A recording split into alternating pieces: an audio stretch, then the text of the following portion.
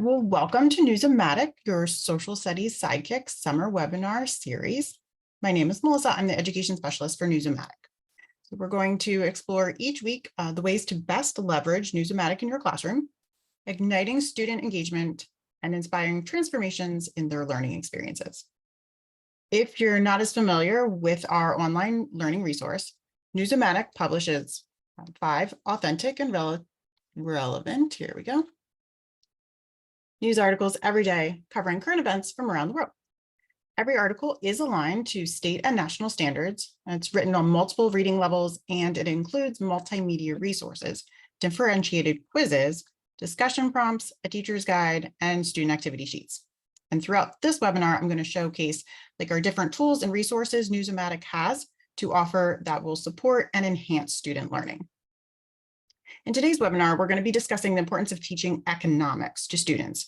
While we explore News-O-Matic's articles and units, I'm going to highlight some units of study, including goods and services, money and finances, needs and wants, supply and demand, and global economic systems. Oh, where am I? There we go.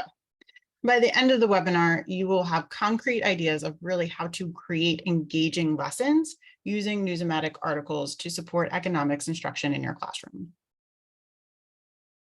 So to begin, let's start off with a question. Why is it important to teach economics to students? Well, according to an article written for Social Studies and the Young Learner, teaching economics is important because it requires students to make informed decisions, which requires analyzing one's alternatives and identifying the costs and benefits for each.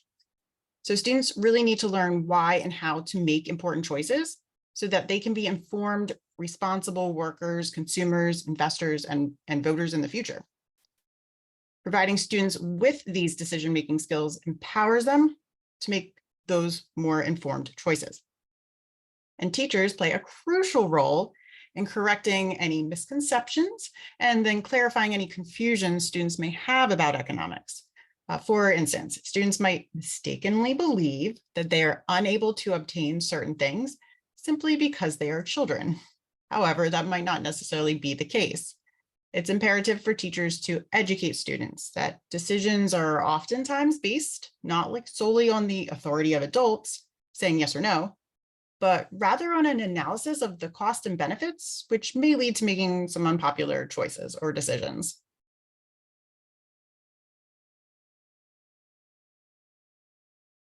So how can students benefit from economics instruction in the classroom? Well, there's a couple of ways students can benefit from economics instruction, including enhancing their problem-solving abilities. And according to research, it is recommended that teachers integrate real-life experience-based exercises that provide students with ample opportunities to explore and practice economics content. So presenting students with real-world examples of problems and challenges allows them to explore those solutions and then make those informed decisions, therefore deepening their problem-solving skills. Real-life experiences can be found easily in the articles of News-O-Matic, because each month we publish a series called Month in the Markets, which focuses on 2 companies that have experienced either significant gains or losses in the stock market. And then in addition to this series, we've recently covered economic topics such as the rising price of oil and the strengthening of Mexico's currency. So by reading News-O-Matic articles, readers can really discover real-life examples of economics unfolding worldwide. So some other benefits: students may also become more fiscally responsible after learning about economic topics, like how to manage their money, whether that be through budgeting or saving or responsible spending, a skill that I know even some adults could use a little bit of help with. And then another benefit of economic instruction in elementary classrooms is that when students are exposed to economics, they become more socially responsible. So they'll begin to understand that economic principles rely on the interdependence of people and communities.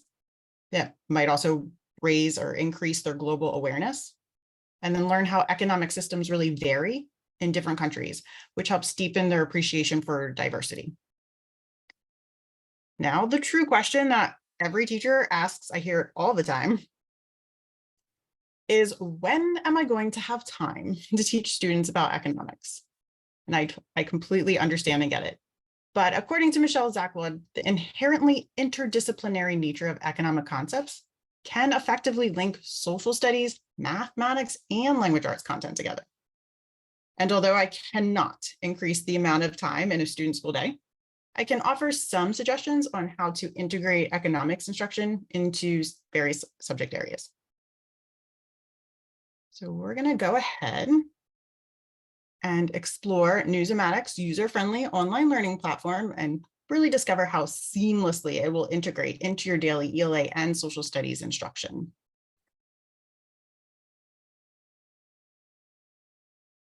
So as soon as students log in, they will discover the latest articles from News-O-Matic right here on our homepage. However, in today's session, I really am going to guide you through unlocking a vast array of content spanning over multiple years, ensuring teachers have access to the best instructional resources, which is essential for effectively teaching students today. Educators can employ best teaching practices to teach economics effectively using our extensive archive of over 13,000 articles. So teachers really have that flexibility to choose which relevant, authentic, and engaging content or text that is aligned to their state standards and curriculum will work best for them. So providing teachers with the best instructional resources allows them to focus on their core mission of teaching and facilitating meaningful learning experiences. So as we kind of think about those benefits of teaching economics to students, let's check out a few articles I've compiled that really highlight how reading news stories can truly transform the way students learn economics. Now, before I even begin teaching any new concept, I do like to find out what students already know about the topic. So News-O-Matic provides students with a KWL chart with every article. They can annotate with their favorite annotation tools, or teachers can print copies of the graphic organizers ahead of time, thus ensuring students are really engaged and focused right from the start. So we're going to take a look at this custom unit I created specifically for this webinar. Here we go. Our first student objective is going to be for students to identify examples of external benefits and costs. You may be asking yourself, what does this exactly mean and how am I going to teach it? Well, ultimately, you want students to understand that sometimes other people's decisions and choices affect an entire society. And in order for students to understand this, we're going to take a look at a couple of different articles, we'll do Making Planes Better for All and Air Quality Best and Worst. Find that one here. So as we read this first article, students are going to see how the plane industry accommodates its passengers, but providing equal access to comfort and safety while flying. And after reading the article, I would lead the class in a discussion about the benefits of this new plane's design. Now, most students will probably find this article very positive and may consider it a benefit for them. But now let's turn our attention to the article Air Quality Best and Worst. And I'm sure some of you are beginning to realize kind of where I'm going with this. Well, as students read through this article, they're going to learn that poor air quality is affected by emissions, including plane emissions. So now I would have another discussion with my students about the impact plane travel has on the environment. I'm sure some students may say planes cause poor air quality or pollution. And then I would ask them if they are affected by this poor air quality, and many will say yes. So it's important to point out that to students that even though they're not the ones building the planes, or perhaps not even flying in them, they're still affected by other people's choice to travel. Another great article that highlights an external cost benefit is this Breathe Deep, the Clean Air Act. Let's find that article here.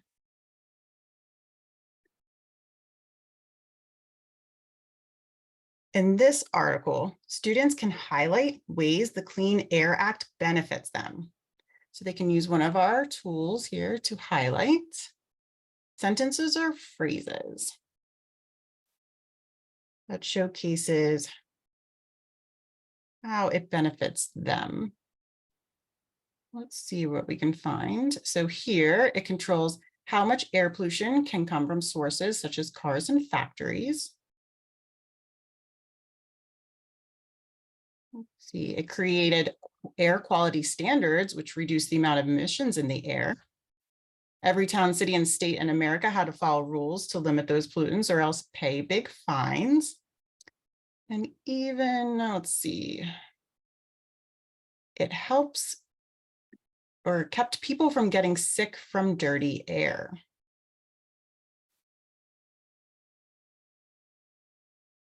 So after reading through this article and then highlighting those ways people can benefit from the Clean Air Act, I would have students discuss, have like another little discussion, pointing out that every choice made, there are consequences, and whether good or bad.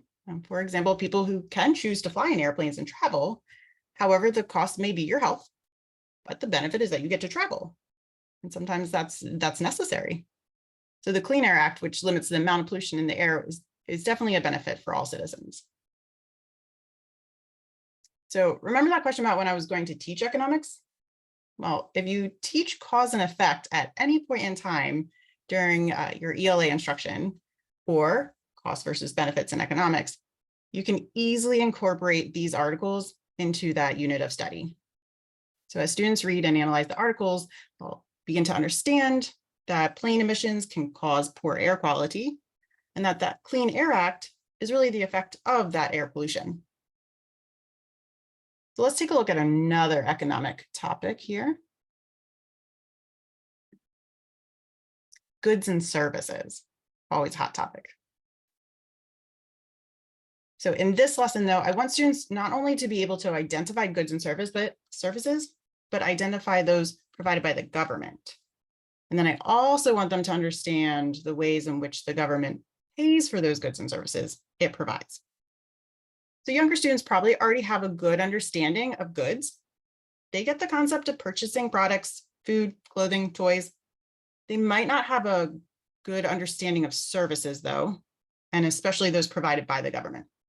So News-O-Matic has plenty of articles highlighting ways the government provides services to its citizens, such as free bus rides in big city, Happy Birthday National Parks, Real Jobs EMT, Kentucky deals with record flooding, US Air Force flies at 75, and then even the article Tunnel honors Hero from History. So News-O-Matic articles effortlessly support social studies instruction by offering these real-world examples to students in real time, which is just a valuable resource that truly engages students and then sets them up for success. So another aspect of this lesson was for students to understand how the government pays for these services. So in this article, Word of the Week, taxes, the journalist Ryan Kramer explains what taxes are in a very easy to understand student-friendly way. He says taxes are money that people have to pay to the government. And in turn, that money helps the government pay for schools, highways, hospital programs, the military, and more. So in the article, America's New Rescue Plan, I'm going to go ahead and jump into that one here. Students can gain more insight into the ways the government supports the American people. So using the ability to customize article questions, I'll show you that here. So here's that America's New Rescue Plan. Here's that final question I'm going to add. I added for students to write a list of ways the government provides services to the American people. And then I asked them to provide some text evidence. Notice how there's that ELA tie into there as well. So as students are reading through this article, they're going to find examples of how there's using money for schools or colleges or public libraries. Or they may even give examples of like programs to support the homeless.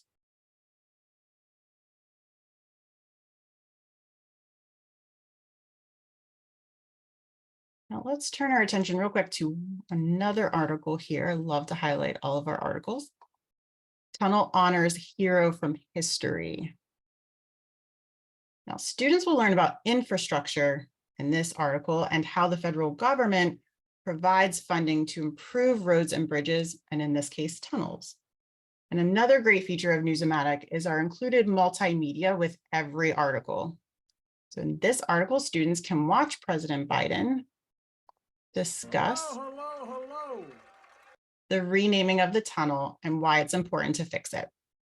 So all of these tools can enhance student learning by providing real-world examples of where the government gets its funding and how it can use those funds to solve problems. These articles and many more can be incorporated into your ELA lesson, maybe about problem and solution. For example, the Tunnel Honors Hero from History, students can identify the problem, which is the tunnel really needs to be fixed or improved. And then they can identify the solution to that problem, which the government will provide money to rebuild infrastructure, including the tunnel, in order to ease the commute time of its citizens. And then pair that with our taxes article, and students are really going to understand where that money comes from and what they're doing with that money, and the fact that that's going to be a service and benefit them, and that ties in that external costs and benefits, and it really all ties together. So teachers really can incorporate News-O-Matic into their classroom in a variety of ways. Other ways may be having students conduct a research problem or project on economic topics, such as understanding the relationship between supply and demand, and they can do that using our supply and demand unit. I'm gonna check that one out here. Or our month in the market series.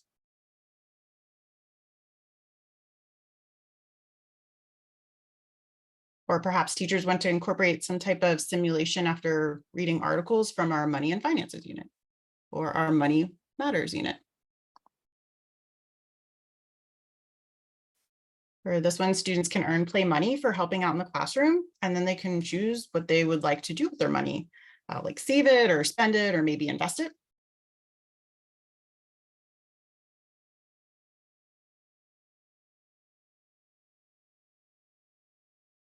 Go ahead back here.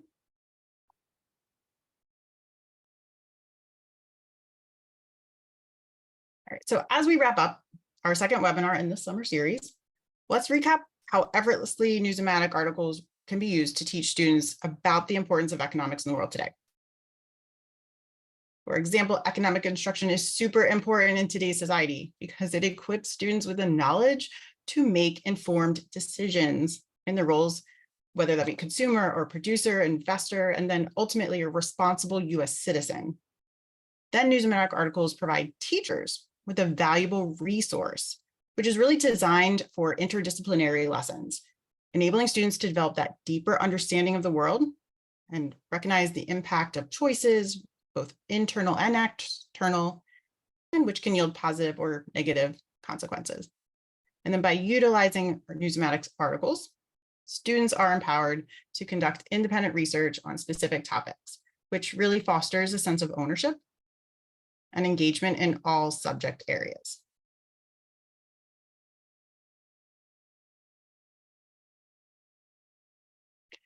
If you would like to receive a copy of the lesson plan used today, you can go ahead and scan that QR code found on your screen, or go to bit.ly/NOM for News-O-Matic, a webinar week 2 lesson. So with a few minutes left, I do want to thank everyone for joining me, and I have a few minutes to answer any questions that anybody may have.